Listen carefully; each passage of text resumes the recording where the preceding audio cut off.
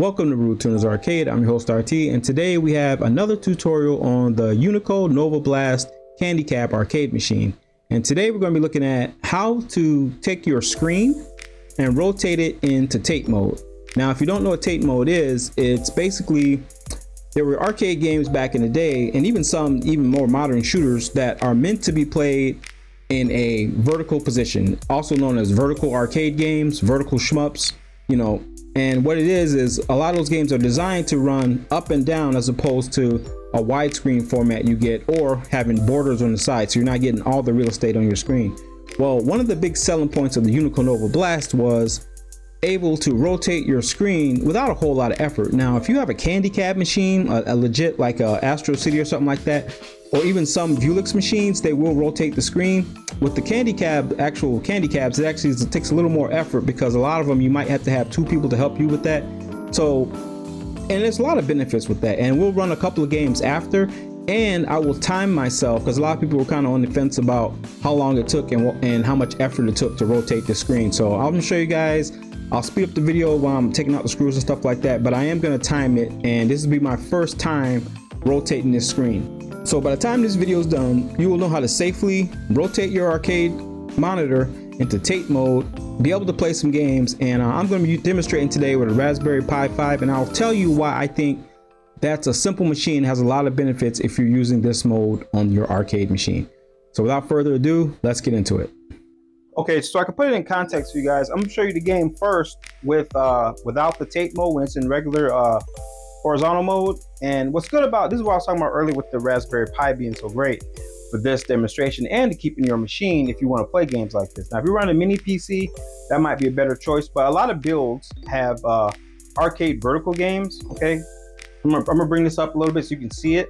And basically what it is, it has like the arcade games for you already in the vertical mode. All right, and it has a ton of games to choose from. This particular build right here has 756 games. Okay, so that's a lot of real estate that you're going to get on your screen, and a lot of games that you can take advantage of the TATE mode in. And this is kind of a reason why it'd be worth to rotate your machine. So the game we're going to do today is, I think, a beautiful game to test this out on. Detaching, of course, one of my favorites. So we'll take a look at it real quick, and we'll do just the OG Detaching. Now, while it looks decent, see how stretched out it is? I mean, still a good looking screen, don't get me wrong. But when I play on my Vulix machine, it actually gives me the border, so it's a little more realistic, okay? So if you look here, see how wide the ships are? Okay? And they're not supposed to be that way. So we're just gonna just throw something on real quick. And we'll just give you a quick overview. Now, remember how this looks. And I'll probably do a side by side once I get the machine done. But this doesn't look bad, okay? This looks actually amazing. However, this is not how the game was originally meant to be played, all right? So we'll take a look at this real quick. And I'm doing one-handed, so yeah, give me some props there. Try my best. But anyway, this is what it looks like, and I'm gonna show you, I'm gonna put the machine in TATE mode, and then I'm gonna show you again, same game, what's gonna look like once it's complete and what your machine's gonna look like. So let's pan out to the machine. All right, so let's take a look at the machine real quick, and this is what's gonna look like in the regular mode. So let's go ahead and take a mental snapshot, and I'll show you again, same position when it's in the TATE mode. So let's get into it. Okay, so what you always want to do, guys, is power off your machine, okay? Whenever you're working on your arcade machine, make sure you power it off. The first thing you're gonna take off, or loosen anyway, what I recommend doing is taking off the back cover of your arcade machine. So we're gonna start the timer, and I'm starting at 105, okay? So we'll give or take a minute with instructions. So the first thing you want to do, what I recommend is taking off the back of the machine, okay? Because this is going to come into play later on. You're not taking these screws off from back here, but you want to take the cover off. Now that's my recommendation, and I'll tell you why in a minute. So once we got that off, we're good. We can put the machine back where it's supposed to be. And what you have on your screen are 4 screws, okay? 1, 2, 3, and 4. So you want to take those off, all right? So you're going to use this screwdriver here that came with your machine, a little bit, and you'll be used to it because you're going to use the crap out of this thing when you're putting your machine together, okay? So take these 4 out, and make sure when you take your screws out, guys, you put them somewhere that you're not going to lose them. Now I'm going to throw mine in this beautiful Unico ashtray they gave me. And be gentle with your machine. When you're taking these screws out, make sure you don't run the screwdriver against the plexi, because you can scratch your plexi. So you don't want to do that. They give you a beautiful plexi right here, so you want to be extra careful with that. Now there's a gentleman out there, excuse me if I butcher his name. I'm going to say it, and I'm going to leave a link to his video in the description as well. He made a video on how to take your plexi out. His name is Neoserva. Sorry if I butchered it, but he's been an avid follower of the Nova Blast machine as well. I mean, he's had a lot to do, and hats off to him for covering a lot of the footage on the Nova Blast before it became available for everybody else. So I'm going to leave a link in the description below to his video. Now you have the screen here, and this is one of the tips I got from him watching his video. Don't try to force this plexi from the front, and that's why we took the back off. Okay, so I'm going to move this sideways, and I'm going to push the plexi through the back end. That's what I'm doing here. I'm just pushing it through the back end. Now I don't know how hard it's going to be to do, but I'm going to try it. Okay, so it's not that hard, okay, but you can do it, but just be extra careful. I'd recommend that's how you get your plexi out, and be very gentle with it, because you can break this thing.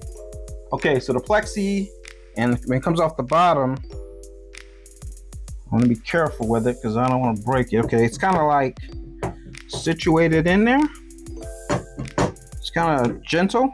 I guess they got some kind of adhesive there, so be extra careful when you pull it out. So we're going to put this off to the side for now. Now, when you go in there, when you see your screen, now another thing that the man, Mr. Neoserva, I'm sorry if I screwed your name up, unplug this. Okay, this is the audio jack that goes to your audio. He did it in his video because he pulled his out on accident, but everything with him was fine. So he did that. Make sure you unplug this first, okay, before you turn anything. And he turned his like this, okay, just a straight turn. Now the beautiful thing here is what I'm going to show you guys is there are 1, 2, 3, 4, 5 screws on each side, okay?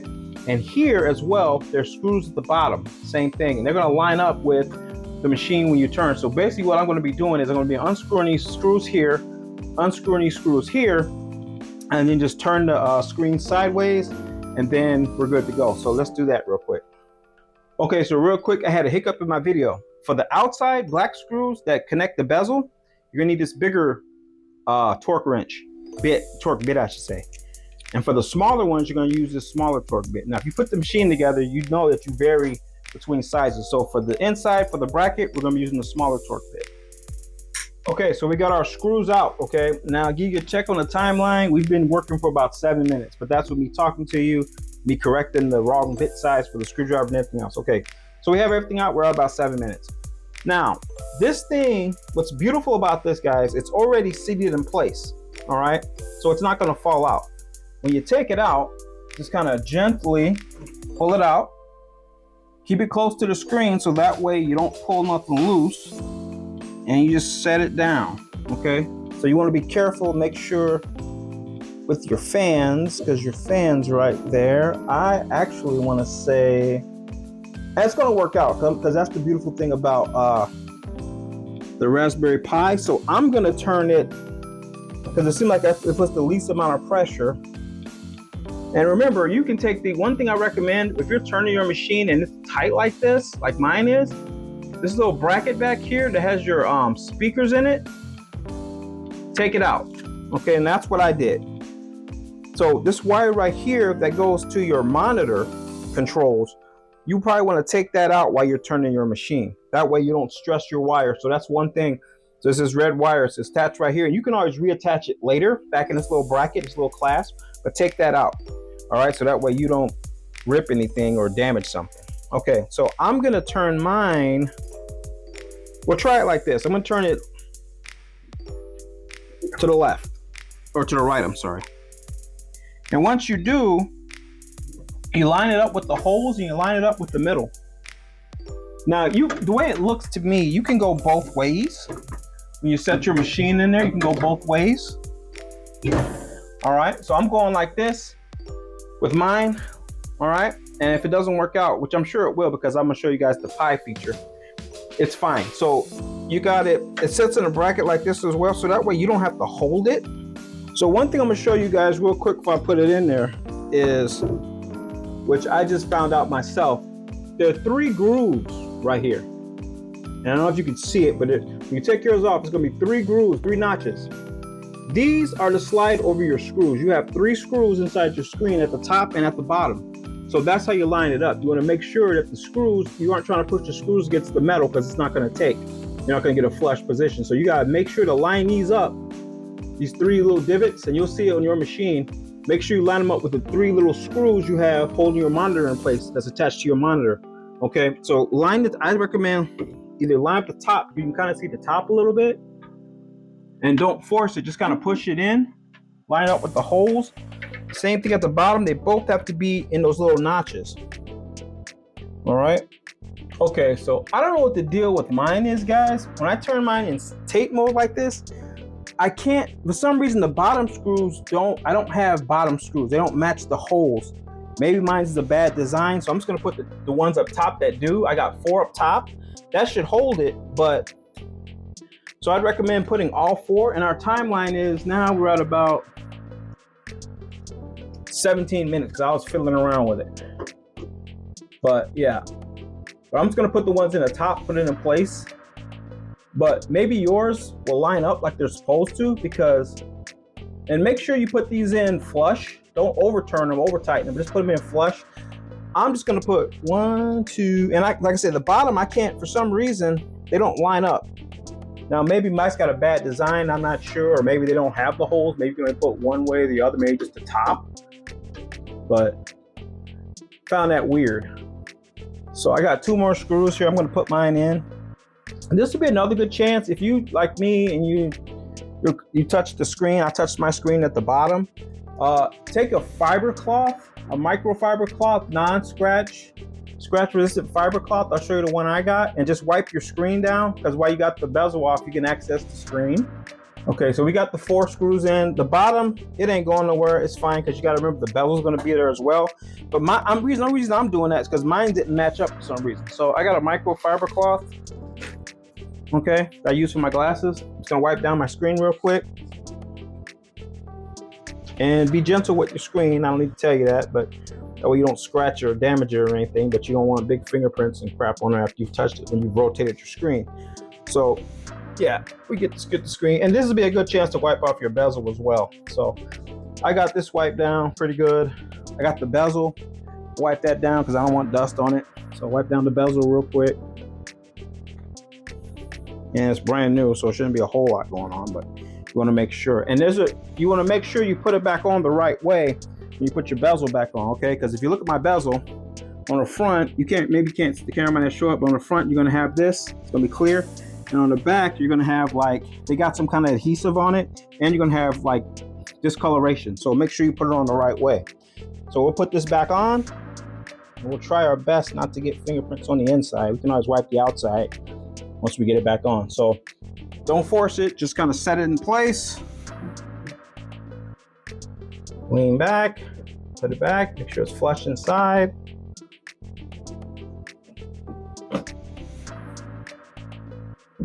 Okay, it's pushed back, and now we can put our screws back on. So remember, now we got to go back to the other bit we had. We'll take the bit, put it back.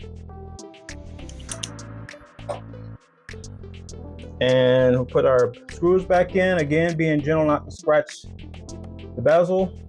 And we can wipe it down when we're done, because I got fingerprints on mine already, even though I just wiped it off. I'll make sure they're snug. And if you got yours in TATE mode, make sure you got a place for the screws, so when you get ready to put the machine back, you can find all the screws. I'd recommend using all of them, guys, because it takes you that extra 5 seconds to put all the screws in, as opposed to not doing it. Okay, so when you fasten these down, guys, make sure you don't push too hard, because you'll crack the glass. Just get them to where it's snug, to where they're seated and in the hole. But you don't gotta tighten them down too hard. Just enough to where they're tight, where the glass will hold, where it's not gonna go nowhere. This bottom one gave me a little bit of trouble.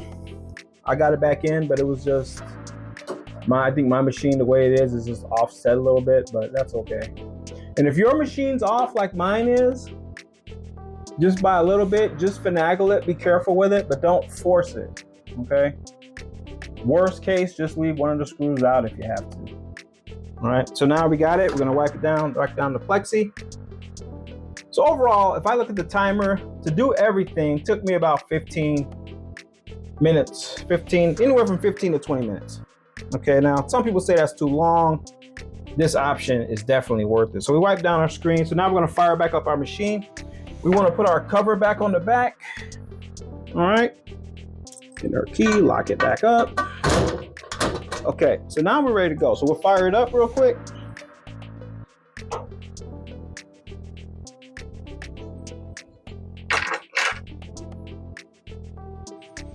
All right, so everything's sideways right now. And I still have a few fingerprints on the screen. So while this is booting up, we'll wipe it down a little better.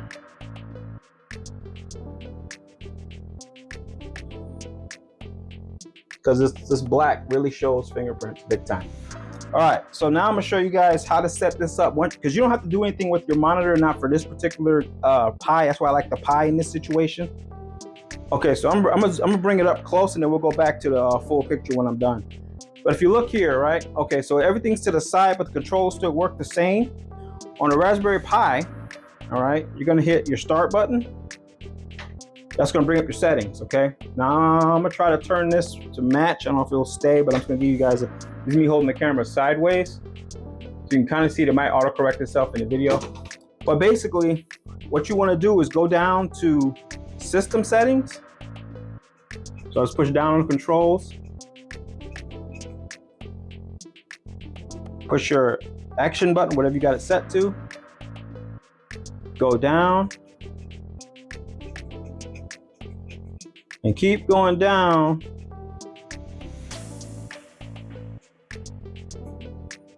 Till you see screen rotation right there. You see that? Screen rotation.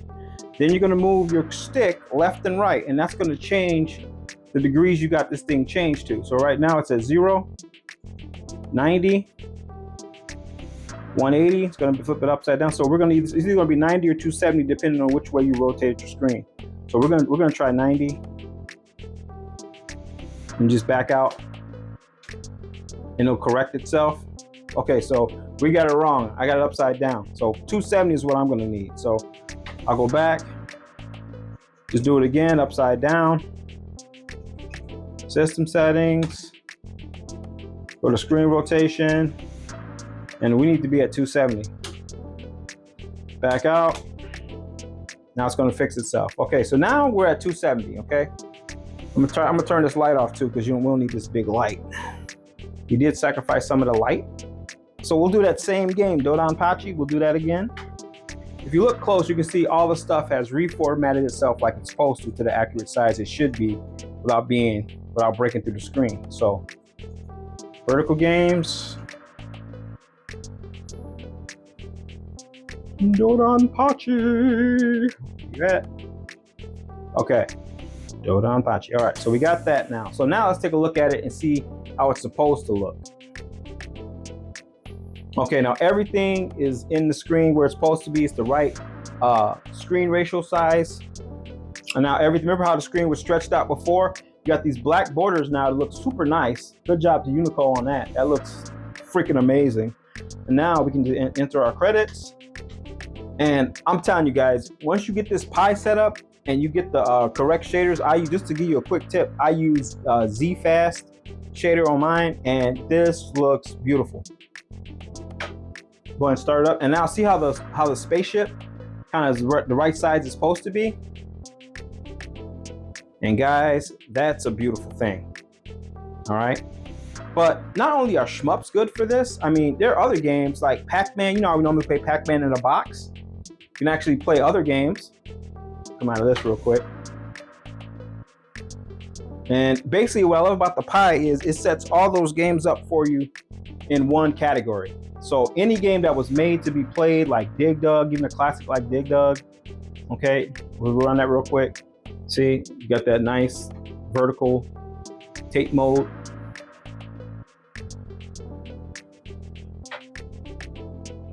All right, and that looks good, guys. That looks really good. We'll do one more. We'll do a classic. We'll do, or another game that was, there's so many I want to show you guys, but I only got so much time here. We'll look at Donkey Kong real quick, because that's another one. Or even Pac-Man, okay?